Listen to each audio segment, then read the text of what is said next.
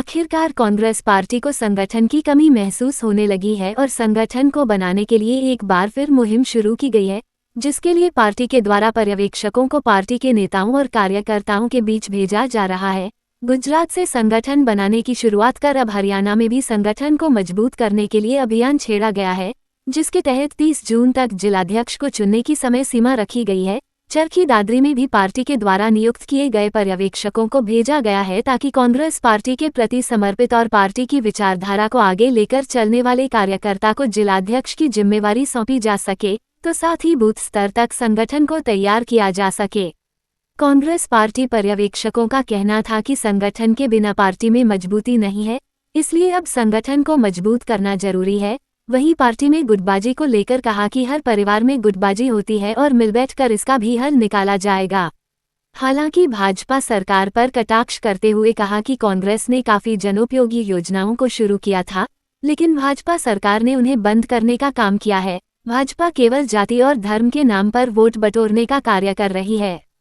जैसा सब जानते हैं, 3 जून से संगठन सृजन अभियान की आगाज़ करी है राहुल जी ने गुजरात से। और जब वो भारत जोड़ो यात्रा निकाल रहे थे, भारत न्याय यात्रा निकाल रहे थे, तो उन्होंने ये कमी महसूस करी कि देश के अंदर, हर प्रदेश के अंदर कांग्रेस का संगठन कहीं ना कहीं कमज़ोर है। तो कांग्रेस के संगठन को मजबूती देने के लिए, नए लोगों को इस परिवार में जोड़ने के लिए, और मतलब संगठन जो है ज़मीनी नेता, उसके अंदर जो कार्यकर्ता हैं उनका पूरा योगदान रहे संगठन के अंदर, तो उन सब को लेकर उन्होंने ये एक अभियान चलाया है।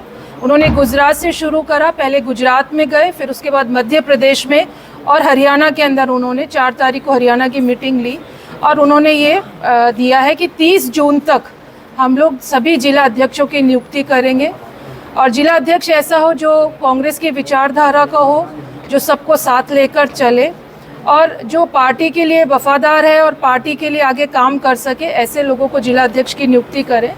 और ये काम यहीं ख़त्म नहीं होएगा। जिला अध्यक्ष की नियुक्ति के बाद हम लोग बूथ स्तर तक जाएंगे।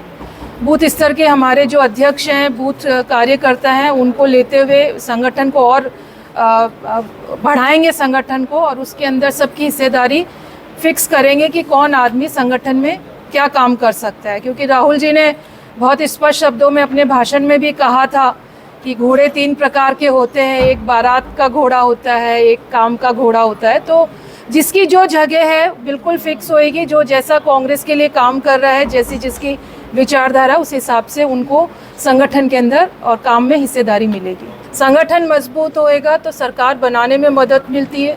संगठन मजबूत होएगा तो लोगों की आवाज़ मजबूत होएगी, लोगों की आवाज़ पहुंचेगी, चाहे विपक्ष में हो चाहे पक्ष के अंदर हो। तो लोगों की आवाज़ को मजबूती देने के लिए, लोकतंत्र को बचाने के लिए भी कांग्रेस आगे है। और संगठन मजबूत होएगा तो हर व्यक्ति को न्याय मिलेगा। ये राहुल जी की विचारधारा। वैसे तो कोई क्राइटेरिया नहीं होता है, लेकिन जिला अध्यक्ष के लिए क्राइटेरिया है कि वो विचारधारा का आदमी हो, उसकी कांग्रेस की विचारधारा में आस्था हो, कांग्रेस पार्टी के लिए वो काम करे, किसी गुटबाजी में वो ना हो और सबको साथ लेकर चले। अभी आप ये मीटिंग में बोल रहे थे हरियाणा कांग्रेस में कहीं ना कहीं गुटबाजी तो वो तो देखो स्पष्ट सबको दिखती है, इसमें कोई छुपाने वाली बात नहीं है, क्योंकि हर व्यक्ति आगे बढ़ना चाहता है।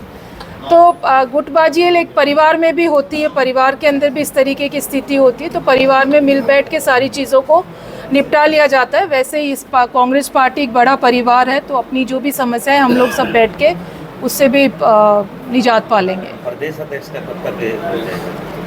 प्रदेश अध्यक्ष का नहीं, अभी जिला स्तर पर है, जिला अध्यक्ष का है, उसके बाद बूथ स्तर पे जब इन सब के चुनाव हो जाएंगे तब प्रदेश अध्यक्ष पे। और ये ज़रूरी नहीं है कि इस अभियान से जो पुराने जिला अध्यक्ष बने हुए हैं, जो कांग्रेस के लिए काम कर रहे हैं, उनको हटाने का कोई रास्ता निकाला, ऐसा भी नहीं है। जो अच्छा काम कर रहे हैं उनके बारे में सोचा जाएगा। तो परिवार को बढ़ाना, परिवार को मजबूती देना इसका प्रथम लक्ष्य है। तो कहीं ना कहीं 11 साल से संगठन नहीं बन रहा है, कुछ खामियां तो रही हैं। बिल्कुल है, इसीलिए राहुल जी ने ये शुरुआत करी है और हम लोगों ने इस चीज़ का स्वागत भी करा है, क्योंकि संगठन के बिना कुछ भी नहीं है, संगठन मजबूत होना ज़रूरी है। इस बार हरियाणा में कांग्रेस ये मान रही थी कि वे सरकार बननी चाहिए, तो क्या खामियां रही सरकार नहीं बना पाई? हरियाणा में क्यों, पूरे देश में ही माना जा रहा था। मैं पड़ोस से आती हूँ राजस्थान, तो हमारे यहाँ पे भी ये था कि हरियाणा में कांग्रेस की सरकार बनेगी, लेकिन कहीं ना कहीं हो सकता है कि हम अपनी योजनाओं को, अपने जो हम लोगों ने जो नीति लेकर चले थे वो आम जन तक नहीं पहुंचाई हो। और बहुत सी बातें होती है, एक कोई क्राइटेरिया नहीं होता है, लेकिन जो गलतियां हमसे हुई उनसे हमने सबक लिया है और उसको हम सुधारने में लगे हुए। हरियाणा सरकार ये कहते हैं 11 साल से हमने विकास किया है, तो क्या मानते हैं हरियाणा में विकास हुआ है या फिर कांग्रेस कमजोर रहा है?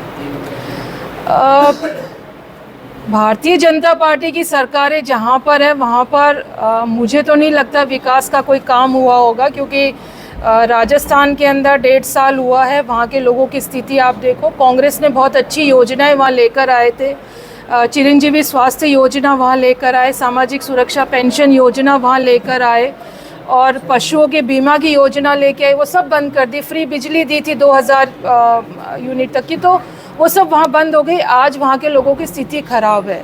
तो जो काम सरकार ये कहते हैं 11 साल हो गए, संकल्प जो हमने किया था पूरा करके दिखाया था, वो तो आप बेहतर जानते हैं, आप लोग देखते हैं धरातल पे क्या काम हो रहे हैं क्या नहीं है। तो अगर इस तरीके के जो यहाँ पर चुनाव हुआ, वो चुनाव जाति और धर्म के आधार पर रहा। आप और हम सब जानते हैं कि यहाँ पर कांग्रेस की सरकार क्यों नहीं बनी, क्योंकि लोगों को जातियों में बांट दिया, लोगों को धर्म के आधार पे। और हम लोग कहते हैं ना कि धर्म का नशा अफीम से भी बड़ा होता है, तो हम लोगों ने वो धर्म और जाति के अंदर आके ये भूल गए कि हम लोगों के लिए कौन सी पार्टी हमारे हित में है और देश के हित में है। तो कहीं ना कहीं कांग्रेस को ये टीस तो है, इस बार सरकार नहीं बना पाई। टीस तो निश्चित तौर पर होएगी, कौन नहीं चाहेगा कि पार्टी की सरकार बने, लेकिन कुछ कमियां रही हैं, कुछ तो उनको दूर करने की कोशिश हो रही है।